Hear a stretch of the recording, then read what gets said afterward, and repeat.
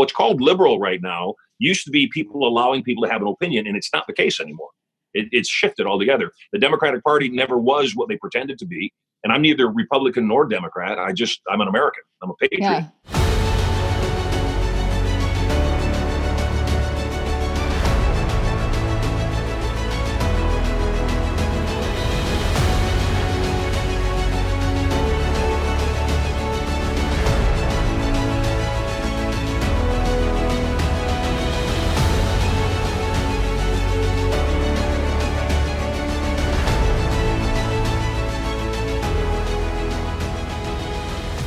Hey there, welcome back to another episode of American Snippets. I'm your co-host, Barb Allen, and today I am sitting down virtually, of course, with Marshall Sylver, also known as the Millionaire Maker. Marshall is a hypnotist turned a business speaker, coach, and passive revenue mastermind.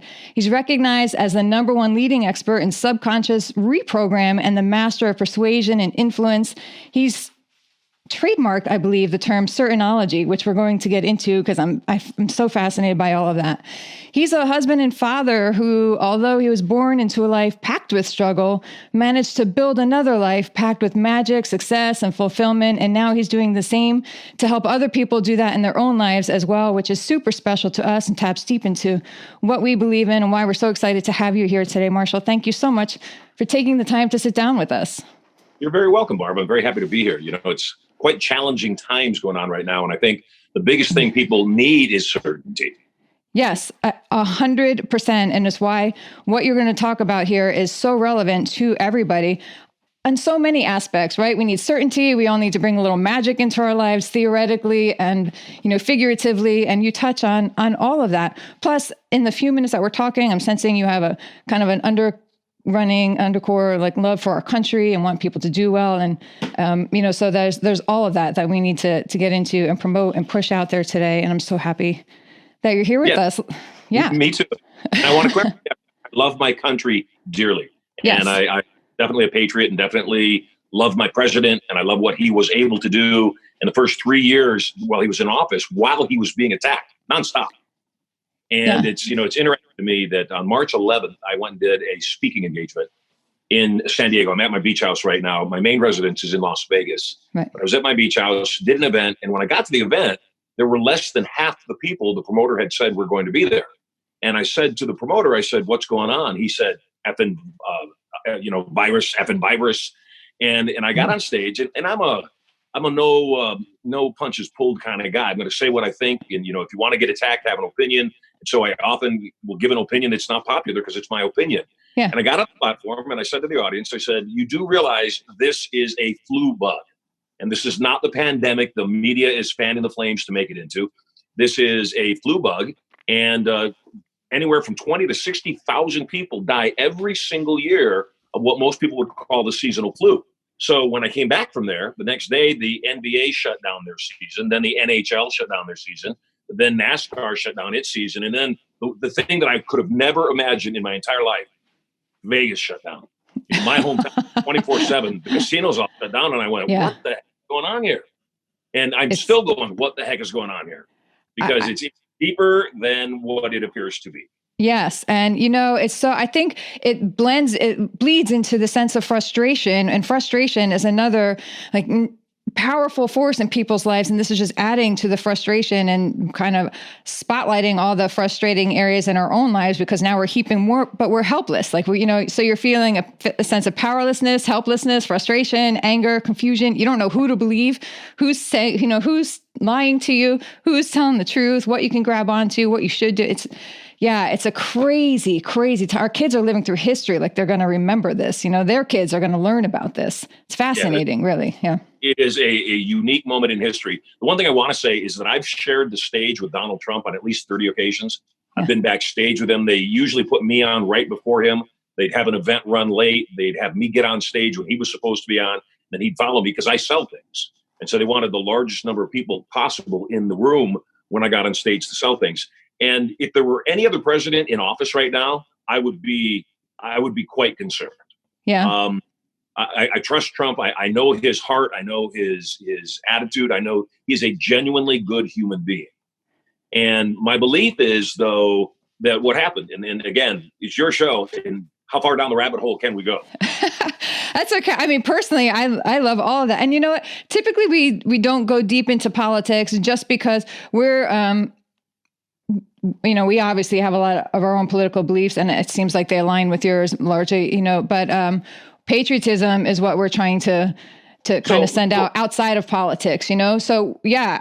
We're happy to have a conversation because I think that you also respect other people's views, you know? Absolutely. Yeah. And that's what we like. That's all we care. Like, bring it, That being said, I definitely respect other people's opinion. Yeah. As a hypnotist, I see things on a different level than other people see them. As a hypnotist, my job is to get past what I call objective reality.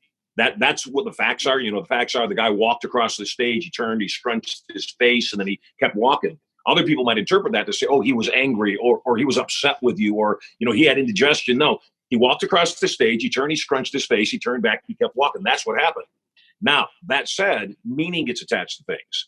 I've told my wife from the beginning, and we were chatting, Barb, before we started recording, that before March 11th, I had a very deep chest cold. I had a light flu. It wasn't that bad. I never get sick anyway. So it was surprising for me to have that level of cough for 5 nights straight. I would wake up and cough all night. I would drink a case of water because I was so dehydrated every single night. And my own belief is that I had the virus that's going around. And like I said, I don't get sick. I very rarely get sick. I've had the flu in the past. I've had colds in the past, certainly, except it passed. And so when the NBA shut down, at that point, there were only 12 cases, recorded cases in the entire United States, including one Utah Jazz player up in Utah. And so I said, they're overreacting. What is going on here? And at first, my president said that this is not real. And again, the media, the biased media, and that's not politics, that's a fact. Yeah. The biased media, will flip and frame and twist anything to make it look like Trump's doing something horrible. And so for me, if he was doing something horrible, I'd say, I like the guy and he's doing something horrible. Yeah. Yeah. And so at first Trump was saying they're overreacting. This isn't as bad as they're saying it is. And then because he said, okay, fine.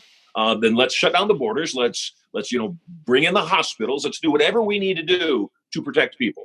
But here's my thing, is that I watch reality. And the reality is a week ago, I was walking down the beach, making sure my family and I were distanced from everybody else, not coming near anybody. But there were 150 surfers out in front of my house. There were, crowds playing Frisbee and whatever. And I thought, this is just strange. But the next day I woke up and I looked at the beach and there wasn't a surfer in the water. And I thought, that's weird. I've been on this beach for 15 years. There's always surfers in the water. And then I looked down the beach. There was nobody on the beach. And I pulled out my phone and I Googled, and sure enough, they had shut the beach down at midnight the night before. And so, we're living in unique times. At the same time, we also need to have that objective reality. We need to understand it's our choice to figure out what's really going on. And I know for a fact that there's going to be some people hurt during these times. There's going to be some businesses that go out of business. There's going to be some people that were not prepared, because who could prepare for this? I'm in the live events business, and overnight, I can't do live events. Yeah. Done. Yeah. And will it recover? Of course it'll recover. Will it be different? Vastly different. So during these challenging times, a few things I want to help people understand. Number one, we will get through this. We will be forever changed. We will do things in a different way. Do I think that everything, like I said, right now is as it appears to be? And I say no. I think there's some other agendas going on. Certainly one of the agendas has been revealed. Trump revealed that he's going after drug traffickers, and he's revealed that he's going after human traffickers. And for the longest time, I grew up in the entertainment business, and I know the entertainment business is a dangerous place for kids. It's a dangerous place for anything. Everything's dangerous for kids, except most people live in a bit of naivete. I'm that paranoid father because I lived in it. I, was attempted to be seduced many times as a child. Wow. So I know what goes on there. And, again, my wife is such an amazing human being, best person on the planet. I love my babies. I've got 3 children, Sterling, Maximus, and Prosperity. And I'm the guy that thinks everybody's a threat. And if they're not a threat, so be it. But if they are a threat, I'm going to stop it before anything happens. So right now, I just say, number one, things will go back to normal, not the normal we knew before. Restaurants will go out of business that were struggling. Ones that were doing okay will flourish because all those people that went to the other restaurants now still need a place to go.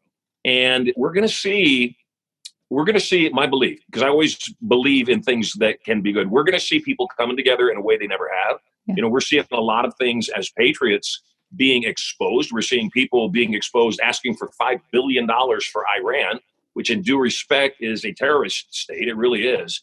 And we're seeing that money being asked for in a time when Americans need support. Americans need that money. And I'm not selfish. I just believe that in my household, I'm going to take care of my family first. And then if I have resource, then I'm going to assist you. I would expect you to do the same thing. And I wouldn't think any less of you if you did that. Yeah. And, people can be nervous to say something like that because it makes, they're afraid to be called selfish or bad human beings. But when it comes down to it, you're going to look out for your family and your people and all that. It doesn't mean you're not going to help other people, but we have a responsibility to our own families as well first. And I appreciate you saying all that. It's crazy here too. Like we're in, a little bit toward, we're out of New York City in the country. Like we got horses in the yard and some dogs and stuff, but we go hiking. And just yesterday we drove up to go to a hiking place way out in the middle of nowhere. And there was a gate across it. Even like nature's closed. Like you're not allowed to go hiking either. Yeah. Crazy times. Well, it's crazy. It is, and we've got governors in Michigan saying you can't buy flags or, you can't do this. I just saw that. Yeah. And I'm thinking to myself, what does that have to do with anything? And so our sanity is being tested a bit here. I look down the street. We're, like I said, at the beach house. I look down the street and I see joggers on the sidewalk. I see people walking along. I see bikes, riding in the street. Certainly traffic is at a minimal and they've closed off a lane and they've stopped any parking curbside. And I'm thinking to myself, okay, so the air on the sidewalk is okay, but the air on the beach is not. What's wrong with this equation? And, we had a robust economy. On the 10th of March, we had record low unemployment, record high employment, an economy that was booming. It was booming. And then what happened was overnight, the stock market dropped 1,000 and then 2,000, then another 1,500. And I want to be clear, the stock market is not the economy. It is the stock market. It's an indicator. It's an indicator of confidence levels. And confidence levels are what drive the economy. I spend money when I believe I'm going to make more money. I hold on to money when I think money is going to be in short supply. And right now, though, we as people, we as good patriots, we need to be asking different questions. We need to not just believe everything we're told by anybody. We like I said, we've got, as patriots, we have an obligation to speak up. We have an obligation to say the emperor has no clothes on. I know everybody else thinks the emperor has clothes. The emperor has no clothes on. You guys are in New York, and before we went on the air, I said, how's it going there? And Dave said, well, we've had a couple people that have had the virus. And I said, how are they doing now? And he said, they're doing good. And then you said, I think I had it. And yeah, I get it. So that's the thing is I want to, the mainstream media, CBS in particular, showed a hospital in New York. And then it was exposed the hospital was actually in Italy. Oh, wow. And then they showed a hospital in Philadelphia. Well, they must have forgot that they showed the exact same hospital from Italy twice, claiming it was in New York first and then in Philadelphia. Don't you think that if the media could get some images of overrun hospitals in New York City, legitimate ones, don't you think they did them? Them not having them kind of it speaks loudly, actually. Yeah, I don't know. I mean, I'm torn. I see, and we have some people in our circle who are nurses and who are working in the fields and are coming back and reporting just horrific conditions in ERs and all that stuff. But I'm not a doctor. I'm not there. I don't know what's going on. I don't know how much of this is the flu or like regular stuff that is sick. I know that some people that have pre-existing conditions or heart conditions and are dying, their deaths are being labeled COVID. Like, who knows? It's crazy. I know enough to know that I don't know what's going on. And that's what's so frustrating.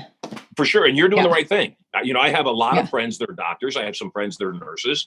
And I've contacted them. And I haven't found one of my circle that has said, we're overrun. In fact, I have a doctor who was a doctor, ER doctor in Michigan. Now he is a doctor in Phoenix. And I said, what's going on? And he said yesterday, I diagnosed 2 people with influenza, one person with pneumonia. I did 1 COVID test, and we haven't had a single case here in Arizona. He said, but it's hot here. And I said, I understand it's hot in Vegas too, and they shut all the casinos down. I said, so something just isn't adding up. And once again, I think it's important. And again, I can tell you're a very polite conservative. I am a polite man, yet I'm not willing to withhold, my message, because it's like all these polite people standing in the room all at once. Well, somebody's killing themselves or destroying their business. Oh, no. Yeah, no, I've been kicked out of some chat boards myself too, for back in my day for expressing my opinion. In this area, if it's an area that I don't have the information on, like I don't know enough about it. I'm cynical. I'm very cynical, and I'm pissed off, and I'm like frustrated and ready to go. I'm all of those things, and I'll go into that. But I just don't know. I don't know what's going on, and that's what's making me the angriest, I think, now. Well, I don't know if bullshit that's out there. There's like 5 states that did not lock down. Did you see that? Yeah. I kind of want to go. Well, I do too. There's 5 states that didn't lock down, and their numbers, certainly, they're not as compact as Los Angeles or New York City would be. Their numbers don't add up, though. And in New York City or in LA, any congested area, there's going to be a higher spike in the number of people that have any virus, because they're all right on top of each other. They're pressed up against each other in the subway. It's just going to be. And so we quarantined. We've been quarantined since the 13th of March. And so we've been here now. This is the 13th. As we record this is the 13th April. And I'll say it. I'm done. I'm done. And I don't know how else to say it, because I'm looking down the street and I'm seeing, like I said, joggers and people riding bikes and people going for walks, and they're not dropping dead. And there's no evidence. There's no news that they're dropping dead. And like you and I both know, it's been reported excessively now that the doctors have been told if somebody dies and they might have had the virus, you've got to, make the virus the suspect in their death. Yeah. I just think that's wrong. That's misinformation. That's creating, the fear that everybody's walking around with now is, my God, I can't walk within 5, feet of my next door neighbor that I've known for 20 years. And I just don't buy it anymore. I was willing to sit for 30 days. Okay, I've sat for 30 days. Nothing changed. Get back to work. What do you think that's going to do? I think some of this work that you're doing now in terms of young entrepreneurs and all that, I think there's never been something more timely than this. Entrepreneurs, I think, are going to have to come out of this leading the charge, I think, in some senses, as, mom and pop businesses and restaurants and all this get back up and running and gears I think a lot of people are going to be looking for ways to make sure that they're never dependent on a paycheck from somebody else again. Right. Like I said, I'm in the live event business, and overnight I was told I can't do my business. And so I sat down and immediately said, okay, what ways can you protect yourself should anything similar to this ever come up again? And I came up with some very specific means on how to do that. I'm taking on personal coaching clients that I haven't done for 2 decades. I have corporate coaching clients, but I'm taking on one-on-one personal coaching clients. I've got some wealthy friend entrepreneurs that they're freaking out, and they're making, they're not making the money they were making. They're not in harm's way yet, except at the same time, they're saying, Marshall, what is this? And again, that's why I feel an obligation to, say it's not what they said it was. The numbers went from 2 million people in the United States are going to die to 1 million people in the United States are going to die to 200,000 are going to die. Now they're projecting 60,000 when it's at 18,000, and we're going past the flu season right now. Yeah. And so I'm not buying any of it. It's one of the things that has become very clear is Dr. Fauci and the doctors that have been saying, oh, this is what's going to happen. They don't have a clue. They seriously have zero knowledge of what's happening. And, the things that have happened in the past few days with Bill Gates and some other associates, it's pretty clear there's an agenda there.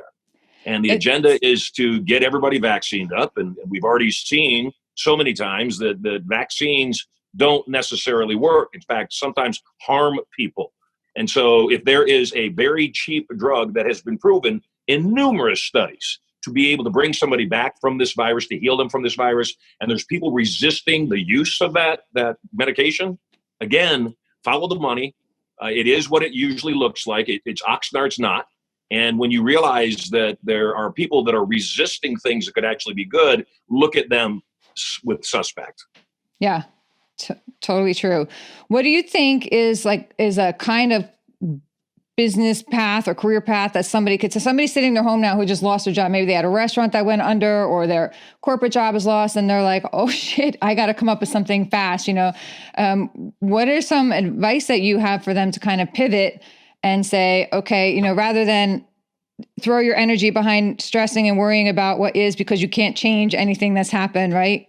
What is your suggestion to these people to wake up today? If they wake up today and say, okay, I had enough of this bullshit, I'm going to start building my own life, building my own career, where are some places that you can guide them to help them figure out how to tap into what it is that they could do, or what are some areas that you think are going to be headed out strong out of the gate?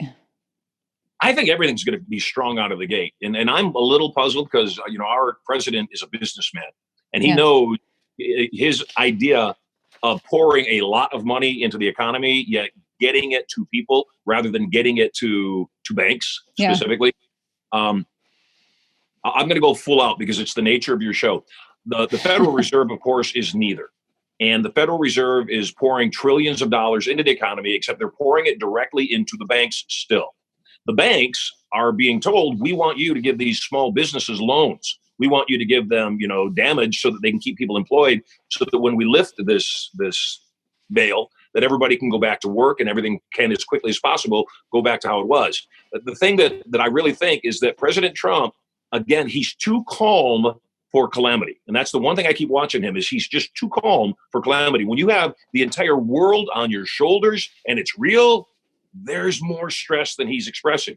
When you have the whole world on your shoulder and you're teaching everybody, we want you to practice distancing. We want everybody to wear a mask. But we've got a whole panel of people standing up in front of the camera, including reporters and they're all touching each other. They're all close to each other, and none of them are getting sick. I say, I'm calling baloney. I'm calling baloney on something here. But here, if I were a person that was looking at this from the outside, completely unaffected, not thinking about it at all, and it was a game of chess, here's the areas that if I were a businessman president, that I'd be thinking about. Number one, I definitely, and he said it in the past before he became president, I definitely would be looking for a way to end the Fed. Now think about this for a second. You've got a creditor. The creditor's loaning you more and more and more money. And there's a point where it's not possible to pay it back. And I'd say 30 trillion is about that mark. It's not going to get paid back, ever. And right now, the money has been getting paid back by our taxes. We pay both the principal and the interest with our taxes. If Donald Trump one day, and they're starting to merge the Fed with the Treasury Department right now, if Donald Trump one day just went to the Federal Reserve and said, you know what, you haven't really been giving us anything. I mean, you give us keystrokes on a computer, and then you tell us we've got to pay those keystrokes back with actual cash. Tell you what, we can't pay the debt. We're not paying you back. What are you going to do about it? Well, they've got no leverage. Well, we're going to come after you. How? I own the military. And so I think that by eliminating the Fed, we eliminate that debt. We eliminate a constant drain on the government's economy, which is truly our economy. And then the second thing that he said that really piqued my interest is Trump has suggested repeatedly we need to get rid of payroll taxes through 2020. Well, if you get rid of payroll taxes, you also have to get rid of income tax, because it's not fair for self-employed or entrepreneurs to not get a little bit of help too. It's not just the employees that are going to need help. So if you get rid of payroll tax and income tax and go straight for transactional taxes, then number one, the government must downsize, which it must anyway. Number two, you also now have more money in the marketplace. So there's a lot more velocity, a lot more money being spread and changing hands. Everybody wins. But if you get rid of payroll and income tax for 1 year, the general public will never let you bring it back. When they see things. No kidding. Okay, now you can tax us again. Yeah. So I think that, again, I know Trump, and I know what a chess player he is. And I know, again, he's done a miraculous job getting the private sector to jump up and take charge of things. And my belief, because this is what I've seen, and I haven't seen anything contrary. If I do, then I'm open to it. In fact, I was thinking about putting a post out today that said, could somebody please send me firsthand video, contact a nurse, contact a doctor friend of the beds in the ICU all full and people dying in the hallway. Just show me anything. Because what I have been getting videos of and have been getting stills of are empty ICU beds. What I have seen and what I've heard are nurses and doctors that have told me they've been furloughed. There's no one in the hospital right now. And so until I hear otherwise, I'm going to believe something else is going on here. The other thing, Trump campaigned on draining the swamp. He also campaigned from the very beginning. One of the first things he did was he said, I'm going to come down on trafficking, human trafficking, specifically child sex trafficking. And so if there was ever a time that you could be free to move about in a grand way, not have protests, not have Antifa, not have, anybody getting in the way and getting in harm's way themselves and creating more harm for other people. If there was ever a time to do really spectacular things behind the scenes, this would be it. This would be the time. Yeah. So if I want to get rid of the Fed, have them pour as much of their fiat currency as possible into the marketplace. Once it's flooded, go back to them and say, hey, you know what? We're not paying you back. It was never yours to give to us. We don't have to give you back anything you didn't give to us. So we're ending you. And like I said, the IRS has for a long time been a criminal organization attacking conservatives, attacking people that they didn't want their opinions heard. And if it was a transactional tax and the government did what it needs to do anyways, slimmed down, got rid of things, created term limits, then what would happen is we would have a robust economy. We would have things that worked well. We would be able to, pull our troops out of places they really have no reason to be. Yeah. We don't need to jump in the middle of somebody else's conflict if they choose to do that. And protect our borders first and foremost. That's the first thing we need to do is protect our borders. Do I believe in immigration? Absolutely. I believe in legal immigration. I won't let anybody stay in my house unless I've vetted them. I need to know who they are. Yep, it's the same thing. It always makes me laugh when people are like, everybody. I'm like, okay, what if somebody just moved into your house? I had a deadbeat in my house, and he ruined us. He sucked everything out because I let him in. I took care of him. I paid his bills. I did all this. I did all that, and he just took until we were like in disaster zone. So it's the same concept to me. It's like protecting your home. It's not saying you're not going to help people, but it's about let's do this smart. Let's expect everybody to be accountable and we all work together kind of thing, right? You said a couple of things there. One of them was the IRS going after people. I experienced that when I had a controversial situation around my husband's death. I spoke up about it, in the military. And suddenly the IRS froze my account. So that was fun. I got to deal with that too. I've experienced that. It actually happens. Next, you've mentioned a couple of times about the president's work and focus on sex trafficking. And I don't know if that has anything to do with it, but I noticed there's an overlap because I saw you have a Certainty Institute, the nonprofit where you're addressing those things. That's something. Where does that come from in you that you're dedicating? This Certainty International is multifaceted, right? But I love that you incorporated a nonprofit tone to it too. There's such a quick judgment of people who raise to massive levels of success like that you're all kind of assholes, greedy, selfish, like kind of thing. But it couldn't be the opposite of the truth, really. I think so many people are doing so much to give back. And I would love to hear more about that, about your Certainty Institute, about the nonprofit work you're doing, why you're doing it. We have friends who are veterans, the Benghazi guys in particular, who are working on a project against sex trafficking and all that. And, always looking to connect with people who are doing it. So are you open to talking about that a little bit? Oh, yeah, absolutely. Yeah, I have two causes that are very near and dear to my heart. I have 10 siblings. My mother raised us pretty much on her own. The men kind of came and went. It was just how it was. And so we were homeless twice. And so I know what it's like to fight back from utter poverty, no running water, no electricity, no phone, very little food, sometimes no food whatsoever. And so in my household, what I want is a compassion. I don't want an entitlement. I don't want to get somebody to the place where they're not able to take care of themselves because I've enabled them for too long. What I'd like to do is sift the sand. And those that want help, want education, need their self-esteem brought back, we can assist them. The other piece that's near and dear to my heart, because like I said, I've been performing. I've been on stage since I was 7 years old. I started touring when I was 12 years old, meaning my mom said, I said, I want to go join the circus and go tour.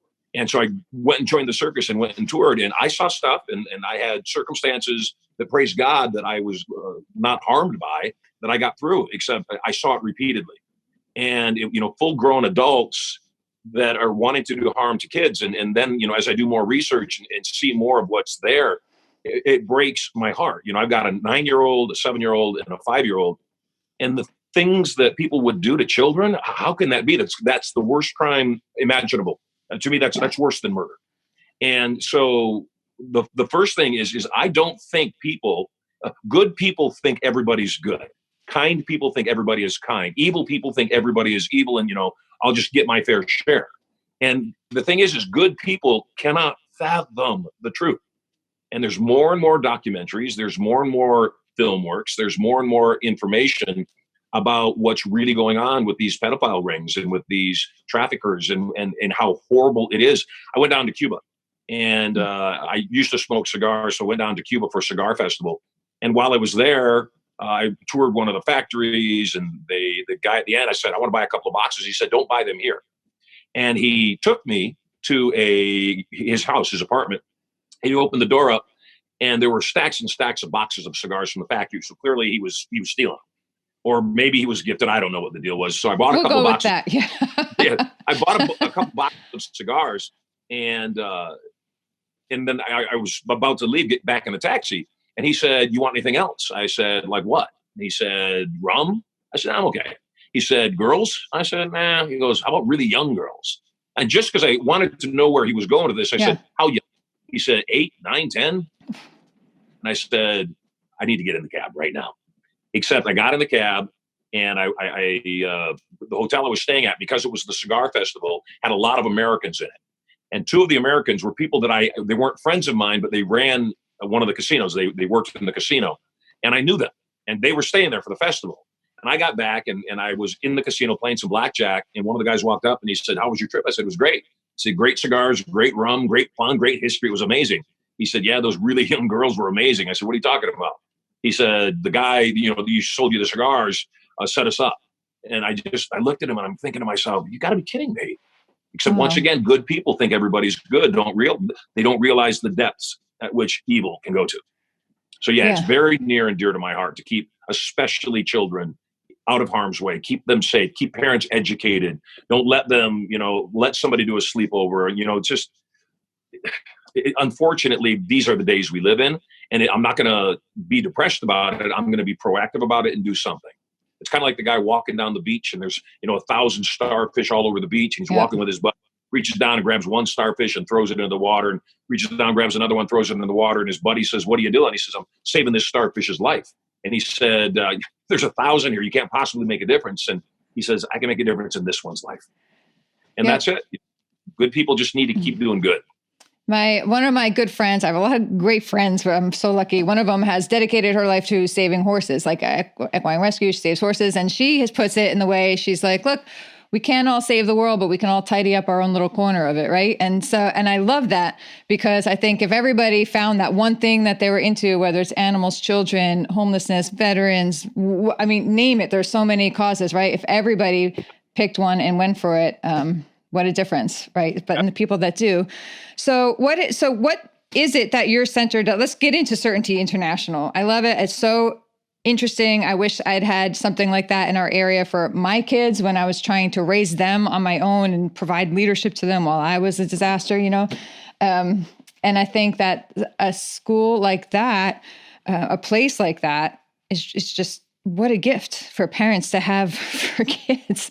It's incredible. Well, can you talk about it? Yeah, a lot of schools are closed right now. I don't know that all schools are closed, but many are closed. I think that, they'll.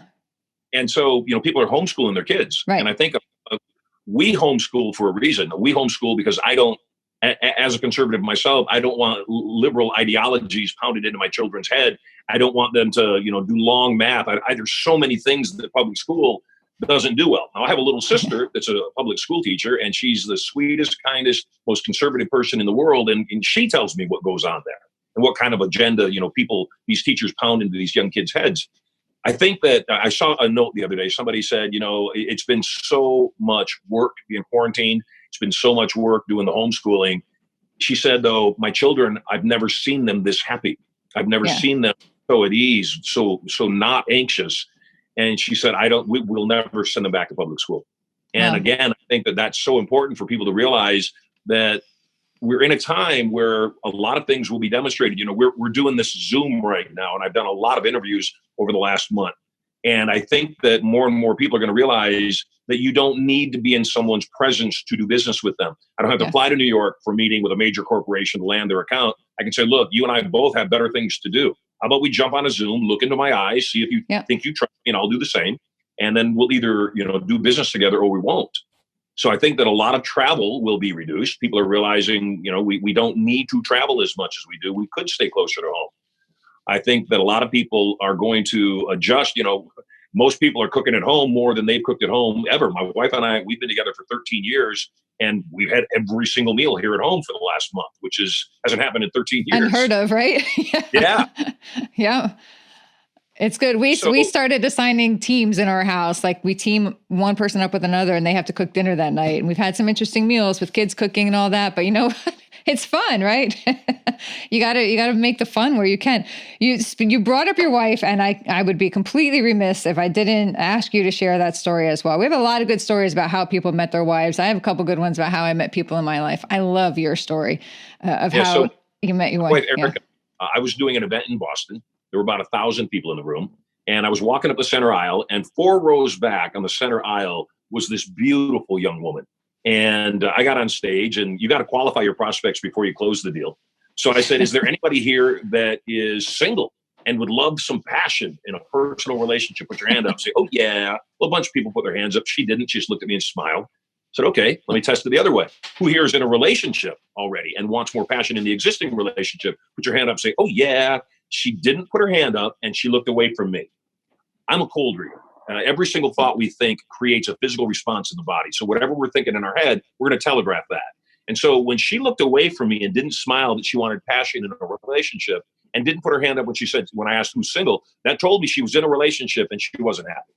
And so I said, game on. So I decided that I would hypnotize her while I was teaching the course so that nobody, including her, would know. I would hypnotize her to ask me out on a date. So I would walk into the audience and I would come near her, and it would look like I was addressing everybody, except my hand would nonchalantly be like right up in front of her. It'd be like, real near her. And I'd say, sometimes what you want is right in front of you. Sometimes what you want is so close you could reach out and touch it. And I put my hand right in front of her hand. And so I program her like that. And I go to break and I say, hey, when we go on break, I want everyone to know that I need to re-energize too. So while we're on break, I'd like you to don't ask me questions, ask them during session. There may be just one person, though, that has an overwhelming desire to stand up, walk to me now, and ask me a big, important question. You have permission. Well, I look directly into her eyes. And so everybody stands up. She stands up to leave, starts walking down the aisle, and got like 3 steps away and turned around like she was going to come approach me on stage. And she shrugged her shoulders, turned back, started walking a couple more steps, and then finally threw her hands in the air, turned all the way around, walked all the way back up to the stage. And she said, I know you don't like to be bothered, and I know this isn't in my nature to do this, except I'm kind of wondering, if you're staying in this hotel, could we grab a cup of coffee after the seminar today? And I said, I'm thinking to myself, yeah, I know why you're doing it. So at any rate, I said, if staying in this hotel is a prerequisite, I'll have my staff move me. I was just joking with her. And I said, look, I've got dinner plans already. If you'll give me your cell phone number, I'll give you a call when I'm done with dinner. Well, I did have dinner plans. I had flown a woman in from New York City to spend the weekend with me in Boston. She was in my hotel room right at that moment. And so I went to dinner and I told the woman that I had flown in, I said, I apologize. Something has come up and I would be lying to you and it would be bad if I spent the whole weekend with you. I need to either get you another room or I've got to put you on the jet and send you back to New York. And she wasn't happy, except I knew I was doing the right thing. And, it would have been just false. And so I give Erica a call, my wife a call, so you know where this is going. Give my wife a call. And I said, if we go down to the lounge or if we go to the coffee shop, there's 1,000 people here. We won't get any privacy. Would you feel comfortable coming to my suite? Pretty smooth, huh? And so she said, yeah, what should I do? And I said, what room number are you in? And she told me the room number. I said, you need to leave your room, walk across the hall, knock on the door, because that's my room. So in a hotel with 1,000 rooms in it, we hadn't seen each other in the hallway, just not in passing. Yeah. She was staying in the room directly across from me. She said, okay, I'll be over there. I'll be over there in a few minutes. So I hang up the phone and I hear screaming in the hallway. I open up the door and there's nobody there. And I'm thinking, what was that? And I listen and the screams are coming from the room directly across the hall. You see, she didn't know who I was when she came to the seminar. She was the guest of somebody else who had an extra ticket. And she's screaming, oh my God, he invited me to his room. What should I do? And the woman that had brought her said, you need to go to his room. You're going to marry that man. And so I go back into my room and I'm feeling very confident. And so I shut the door and I wait for her. Sure enough, there's a knock on the door. And I open the door. I don't say a word. I take her by the hand. I draw her into the room and I give her a big, wet, deep kiss. She collapses in my arms. I shut the door. I walked her into the room and I said, sit down. Let's talk about your boyfriend. And she told me she was in a relationship. She said, I'm not happy. He smokes pot all day. He doesn't do anything. We have no intimacy. I'm working 3 jobs, going to school, attempting to get ahead. And we talked. And then we talked the next day. And then we talked the next day. And over the course of about 6 weeks, we got to know each other, long distance. And I really liked this person. And at one point, about 2 months into it, I said, look, I don't want you living a lie with your boyfriend. I realize you don't have the wherewithal to have your own apartment. I will set you up for 3 months and 3 months only, regardless of how this goes. I'll pay for 3 months. You don't have to pay me back. That way you can get on your feet and determine where you want to go and, if we're a fit. And about 2 weeks into that, she flew out to Vegas to visit me for the weekend and literally has never gone home. So it's a good life. How did you wind up proposing to her? I proposed to her on the roof of Sir Richard Branson's island, Necker Island. Of course you did. And I tricked you, though. I No. pretended I had a bunch. It's always the case. It has to be, actually. I had a bunch of students there for an event, and I told her I wanted to film an infomercial on the roof of the Great House. So I brought all the students up there, and I'm doing this pseudo infomercial pitch. And then at the end of it, I said, hey, I want you to come into this frame for a second. And she comes into the frame, and I got down on one knee. At least I thought I got down on one knee. She pointed out later on that I didn't get down on one knee, that I squatted. And the reason I squatted is there was gravel on the roof of the house, and I didn't want to put my knee in the gravel, so I squatted. And then I asked her to marry me. Well, at least I thought I asked her to marry me. She said, no, you didn't ask me to marry you. You said, I want you, Erica, to be my one true wife. You commanded me. I said, okay, it worked, so I'm okay. And then the coolest thing is while they were filming, I got off my knee, or squat, I guess. Got off my squat, the ring's on her finger, and I give her a kiss, and I turn toward the camera that's still videotaping us. And this little teeny birdie flew up right between us and the camera. And you can see it in the video. It's just hovering right there. I thought, how cool is that? What a little magical moment that is. Well, I had planned for fireworks to go off after I proposed to her. Now, I'm so glad she said yes, because that would have been really embarrassing. Oh, she said no. Hey, fireworks, yay. And so we turn around to look at the beach where the fireworks are. And this bird that was hovering right in front of us on this side goes 180 degrees to the other side and hovers right there. Oh, I said to my wife, I said, that's God. That's God right there. God is blessing this marriage. That's great. I love those stories. I could go into those all day. I'm curious. I had mentioned to you, I had 6 brothers and sisters. Once upon a time, I thought that was a lot, right? And a lot of us are similar. 3 of them are educators, teachers. But I'm like the only one who doesn't have that like structured job, structured paycheck. I'm like the weird one, in the family who kind of went off. So I'm curious to know, how did that work in your family? Did any of your siblings take the entrepreneurial path? Are you the maverick there? Right? I'm the one. Isn't that weird? Yeah, it is weird. And it's also kind of weird to me. I have 2 sisters that are fairly conservative, and most of the rest of them are not. They're fairly liberal. And I don't get it. And I mean, I don't get it to the point where I don't talk to my brothers. I wish them well. I don't wish them anything ill. I just don't talk to them because their ideas and opinions are so far on the opposite side of my own that there's going to be an argument. I'm going to let them have an opinion, yet they don't want me to have an opinion. And so it's just interesting to me. I tend to tell people there's the family, your blood family, and then there's your real family. Yeah. And your real family are the people that you surround yourself with on a regular basis. Doesn't matter whether you're blood or not, you know each other. And, conservative to me means that I have very high moral and ethical ideals, and that I really allow people to have an opinion. They certainly are allowed to have their opinion. And I respectfully request that I have my own too. And I just don't see that. What used to be what's called liberal right now used to be people allowing people to have an opinion, and it's not the case anymore. It's shifted altogether. The Democratic Party never was what they pretended to be. And I'm neither Republican nor Democrat. I'm an American. I'm a patriot. Yeah. And what we've been seeing, the selfishness and the actions of people attacking, a duly selected Supreme Court judge, or attacking a duly elected president for 3 years. And if this doesn't work, let's attack him in a new way. And let's attack him in a new way. And it's like, please go back to work. Do something.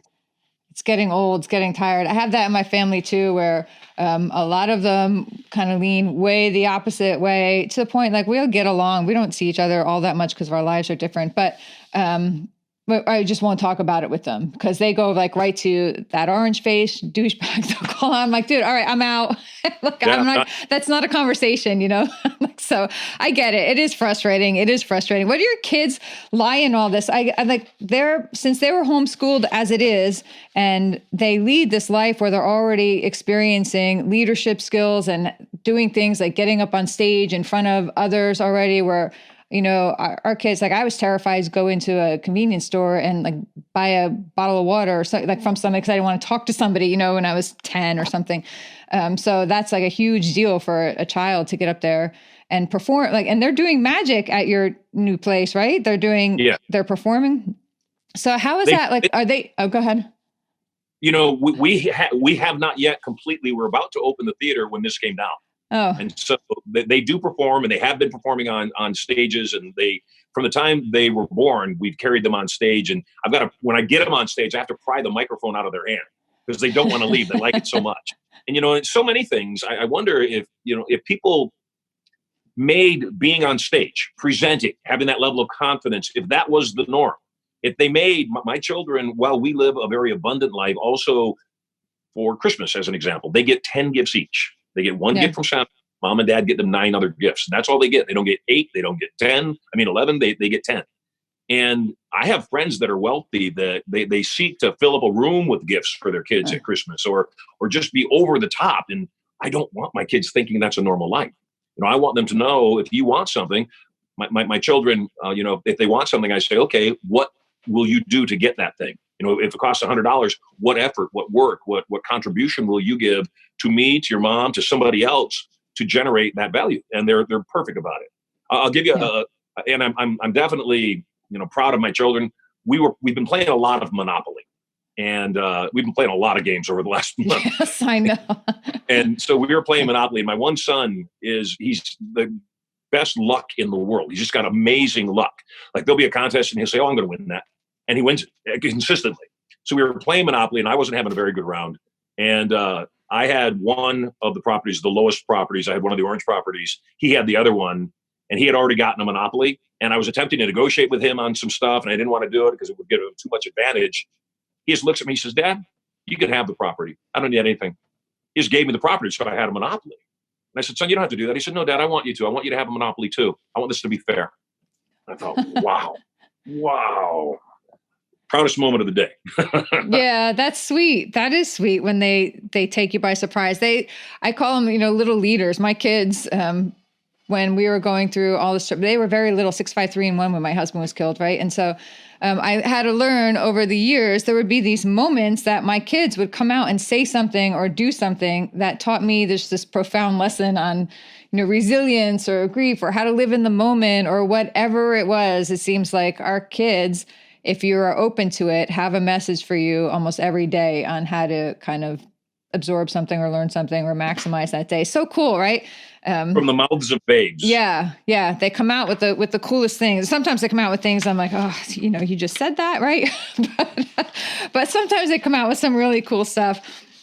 All right. So is there something in the world of magic you think that hasn't happened yet, or that has yet to be developed or yet to be shown or performed that you would like to do or that you wish somebody would do?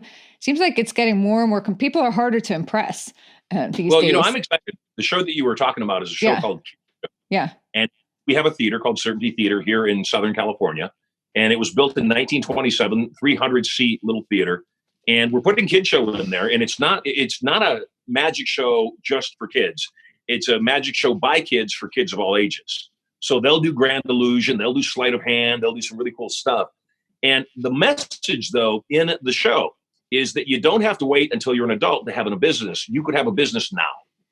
And that is the key for kids to understand. I've been working full time, meaning 40 hours plus a week since I was 10 years old. We didn't have anything at my household. And so if I wanted something, I had to get it myself. And so very early on, I did that. And, I look back in my life and I'm so glad that I did. It made me realize that that's life. We've got people, again, this is no knock against anybody, but we've got people, millennials and even older people that were brought up in environments where their parents, in a desire to take care of their kids and a desire to make their lives better than the one that they grew up in, coddled them, gave them everything, let them stay at home, live at home until they're 25, 30, 35, 40 years old. And that's called enabling. So, like I said, it's real simple with my kids. If you want something, tell me what value you'll give to somebody else. It could be me, it could be mom, it could be you charm me. I mean, that's allowed too. And at the same time, though, I want you to know that there's no given, that you must produce value for somebody else. And certainly charming me, making me feel so good. My daughter is like amazing. Oh, yes. And I'm wrapped. I mean, she can have anything she wants. But daughters have that power. Some daughters have that power over some dads. My daughter, Prosperity, certainly does. Yes, my stepdaughter has that over her dad for sure. She's great at manifesting. Which, if I want something or want something done, I'm like, Haley, go ask your dad to do this. And there it goes. Right, it happens. You got to learn to like master the forces that work. Harness the force and direct it appropriately. I need to ask you quickly before we wind up running out of time, or maybe not so quickly. One of the reasons that we started this podcast, and we were talking a little bit earlier on. Is that we defend patriotism. We found patriotism under attack, and it started to impact me directly. I was letting it impact me directly. I was taking it personally because my husband, died for this country, and it seemed like people were just kind of, not caring about that. So anyway, it started to take me a little backwards, all the divisiveness and anger. And when I realized that, I figured instead of just sitting around letting it impact me, if it was impacting me, it was impacting other people as well. I found positive messages, stories, people to mentor me and be an example too. And that's why we created this podcast, to find people who are living and taking advantage of all the opportunities in this country that so many people gave so much for, to show that it's not unappreciated, it's not for nothing, and that there is still such massive potential in this country, massive potential to overcome whatever it is you're facing, to build a successful life and give back to other people. And that's our version of the American dream. It looks like spreading that message and promoting it and bringing it to people. But we know that the American dream isn't a cookie cutter for everybody. We know everybody's got their own concept of what that is and what that looks like for them. So I'd like to ask you, when somebody says, what is your American dream to you, what would that be? My American dream is, as a patriot, I think it's as important to stand up for what is patriotic, and also, though, to identify what is not. And again, I've said this, I have a lot, my father immigrated from Poland. I have many immigrant friends, and I had somebody stand up at one of my seminars doing a cold read, and I said, what is it you want? And he said, I don't want to have to, always be concerned that, I won't be able to stay here. And I said, what do you mean? He said, I want to be able to move about freely. And I said, are you here illegally? That's what I asked him. And he said, yes. And I said, okay, do we have anybody in this room that came to this country illegally? It was in Northern California, so quite a few hands went up. And I said, do we have anybody in this room that came here illegally and you are now here legally? You did what you needed to do to remain here legally. All the hands went back up. I said, that's what you need to do. I said, unfortunately, my head won't grow hair. I've got to deal with my circumstance. I said, at the same time, though, what I can't deal with, I surrender to. And if you haven't done what you need to do to be here legally, then yeah, you're going to look over your shoulder all the time. And so I think it's just as important for us to recognize when one of the Democrats is trying to give $5 billion to Iran. It could be any country. It doesn't even have to be Iran. Well, we're struggling here in the United States where veterans are, living homeless on the streets, where we've got citizens, hardworking citizens that can barely get by because of the circumstance. And again, it's not selfish. Ayn Rand is a author of Atlas Shrugged and The Fountainhead. She wrote a book that a lot of people don't know about or haven't heard about. It's called The Virtues of Selfishness. And what the book boils down to is real simple. It's like what they tell you when you get on a commercial jet. The flight attendant comes out and says, in the event of a loss of cabin pressure, oxygen masks will drop down from the ceiling. Please place your mask on first before assisting the person beside you. Well, the reason you have to do that is if you don't put your mask on first, this person over here that's thrashing about won't get theirs on, you won't get yours on, you'll both die. So you got to put your mask on first. So as a patriot, I love what's going on. I like our troops coming home. I like the idea of defending our border. I like the idea of making sure that we are taking care of everybody here first. I like the idea of a wall, and it's not to keep people out. It's to make sure we can vet whoever comes in. There's still a door in the wall. Doesn't mean nobody can come in. They just need to come in with our permission. I like the idea of ending the Federal Reserve. I like the idea of abolishing the IRS. And again, that's just my opinion because I think it would be better for the entire country. And so as a patriot, sometimes we've got to stand up and say something that we don't think other people will find popular, and they may not. Except my experience has been that oftentimes the patriots are just the silent, polite ones. That's all. And I have a buddy of mine who has a large hotel group down in Florida, and he had hosted a rally for President Trump down there. And as the election was going on, the 2016 election was going on, he calls me up a couple days prior, and he said, what do you think is going to happen? I said, I'm watching Trump hold rallies 4 times a day, 10,000 people spill over plus. I'm watching Hillary do one rally a week, and there's 200 people there. I said, that's the popular vote. I don't care how you slice it. That's the popular vote. People vote with their presence. They vote with their wallet. So if it was real, he'd win by a landslide. But I don't think that's what's going to happen. I said, I think the elections have been rigged for too long, all of them. And I said, I think Hillary's going to be our president. And so when the election day came along and, Trump was winning in each area, he calls me up and he says, what do you think that is? I said, they got to make it look real. They've got to make it look real. And then the next day I went to bed before the results were in, and I wake up in the morning and my wife looks at me and she's hovering over me. She said, Trump won. And I said, honey, that's not funny. And she said, no, he won. I said, honey, please don't joke about that. And she said, no, turn the TV on. She turns the TV on and I'll be doggone, Trump won. I went and I opened up the curtains to the backyard and the sun was brighter. And my buddy calls me up and he said, what happened? And I said, they were arrogant. They didn't rig it enough. Yeah. They were arrogant.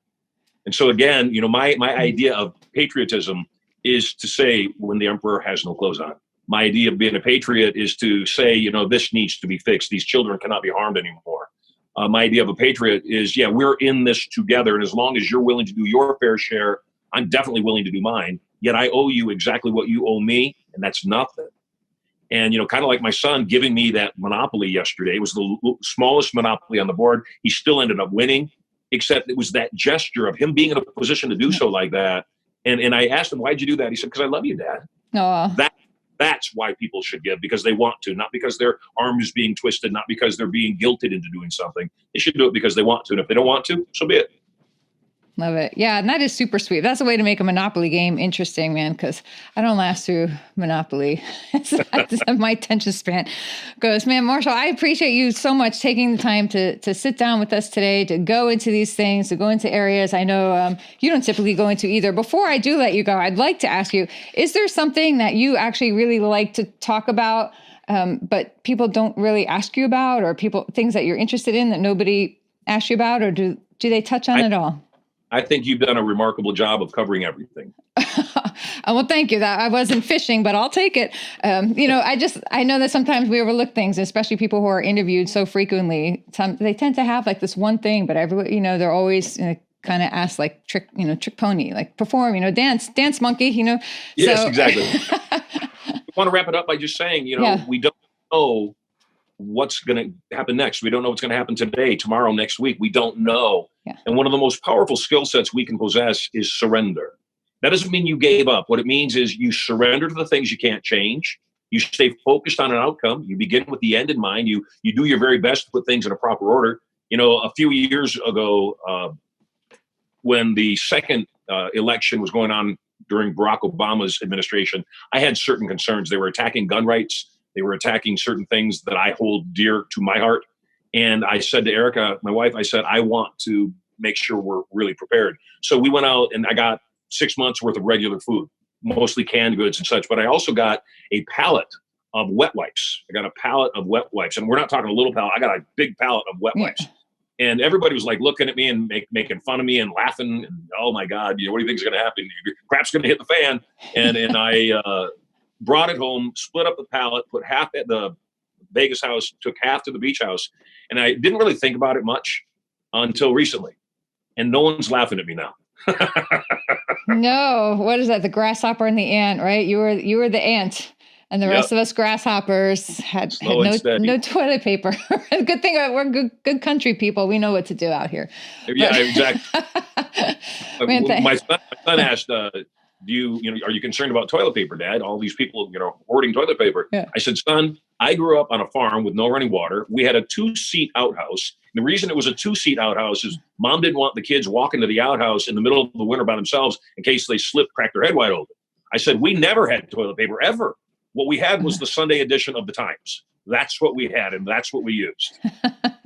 See, but I mean, all those things prepared you better for this than a lot of other people are prepared, right? If you haven't gone through things, if your life hasn't just introduced you or exposed you to all sorts of crazy hardships, or just pivoted on a dime and just changed overnight like this, you're caught a little more off guard than the rest of the world who's been through something like that. People who've been through it are like, oh, well, it's just another, I guess I'll deal with this now. Like, here we go again.